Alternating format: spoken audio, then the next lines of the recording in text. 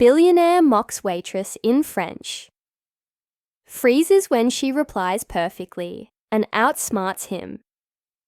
The five-star restaurant in downtown Manhattan buzzed with laughter, clinking glasses, and the quiet shuffle of servers weaving between tables. Among them was Eleanor, a young waitress working double shifts to pay for her younger brother's college tuition. She carried herself with calm grace, even as customers barked impatient orders or treated her like she was invisible. That night, a table near the window was reserved for Alexander Duval, a French-born billionaire investor, known for his sharp suits, sharper tongue, and arrogant disdain for ordinary people.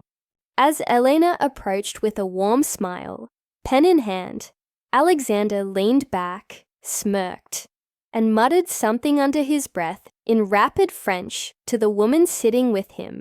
Regarde-la, une serveuse stupide. Elle n'a aucune idée de qui je suis. Elle vit pour nous servir. Look at her, a stupid waitress. She has no idea who I am. She lives to serve us.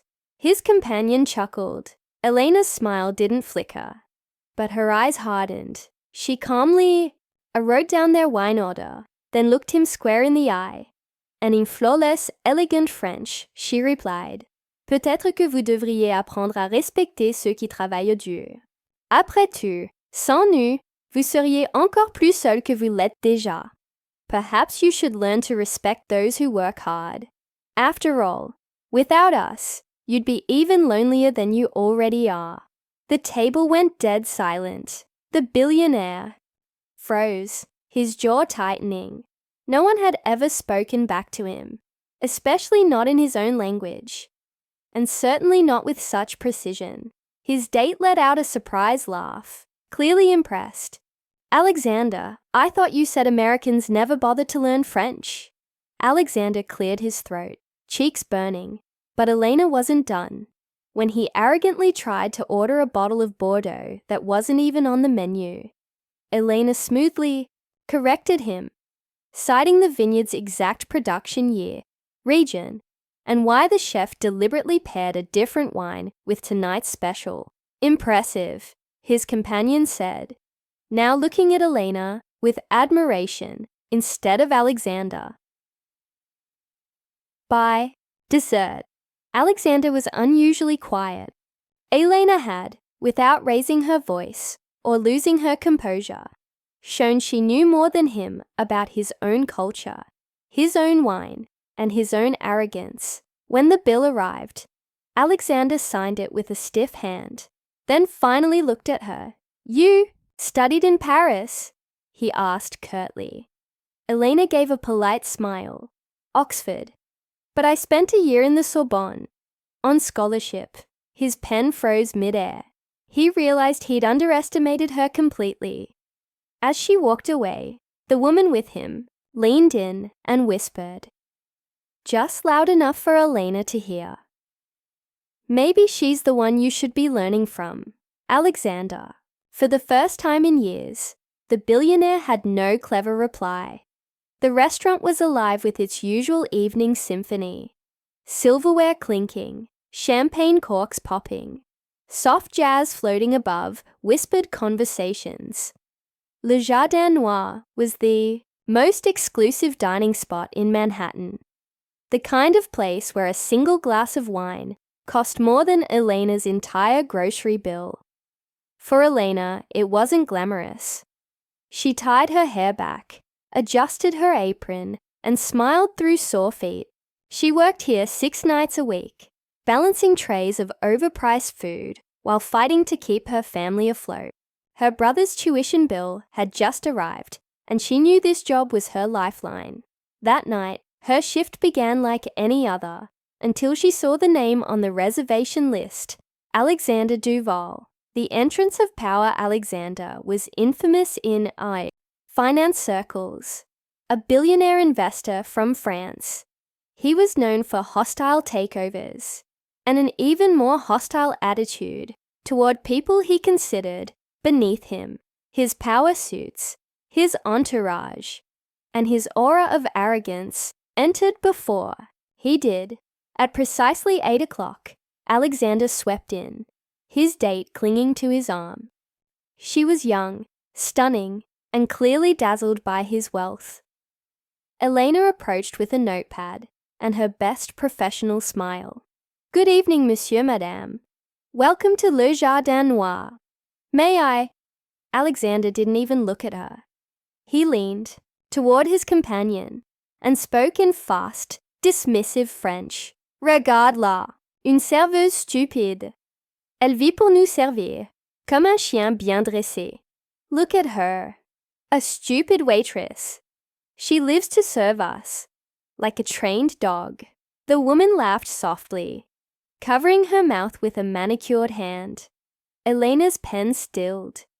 But instead of flinching, she lifted her chin and replied, in flawless Parisian French, her tone cool and sharp as a blade.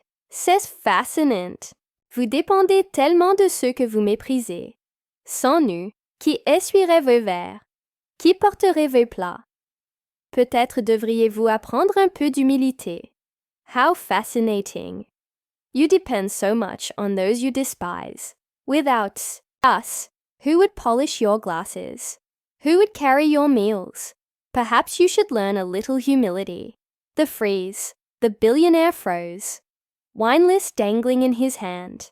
His date's eyes widened, not in shock at Elena, but at Alexander.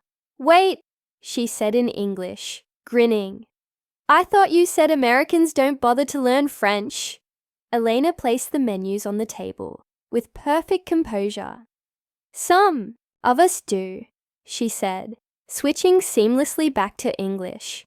"And some of us even study at the Sorbonne." Alexander's jaw clenched. For the first time all evening, his polished confidence cracked. The outsmarting. When he tried to regain control, he ordered a Bordeaux from 1996 that wasn't even on the menu. Elena didn't miss a beat. "I'm afraid we don't carry that vintage, monsieur," she said smoothly. "But perhaps you meant the Chateau Margaux 2001. It was the superior harvest year. Less rain, more balanced tannins.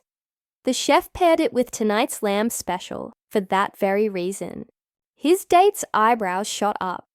"She knows wine better than you, Alexander." Elena gave a polite smile, poured their water, and moved on. But every table nearby had heard the exchange. Whispers followed her across the room. The great Alexander. Duval had been corrected, not by another tycoon, but by a waitress, the backstory revealed. Later in the night, as Elena cleared a table, the billionaire finally spoke directly to her. His voice was low, clipped. "You studied in Paris?" "Yes," Elena said simply. "Full scholarship, Sorbonne for languages, Oxford for international law. But family comes first, so I'm here. For now." She didn't explain further. She didn't need to. Her quiet confidence spoke volumes. His date leaned in, smiling mischievously. "Maybe you should hire her, Alexander. She's obviously smarter than half the people on your board." For once, the billionaire had no comeback. The final twist. When the bill came, Alexander scrawled his signature, but left the tip blank. Elena didn't flinch. She picked up the check, slipped it into her apron, and thanked them with the same professional calm she gave every guest. But when she opened the bill later, she found not just payment, but a neatly folded card inside, his personal business card.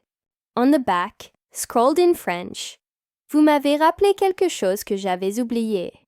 Le respect. Appelons cela une revanche à venir. You reminded me of something I had forgotten. Respect. Let's call it a rematch to come." Elena laughed softly, tucking the card away. She didn't know if she'd ever use it. She didn't need his world. She had already won by staying true to herself and refusing to be belittled. And across the restaurant, Alexander Duval sat in silence, his empire intact, but his ego forever dented by a waitress who spoke the language he thought made him untouchable.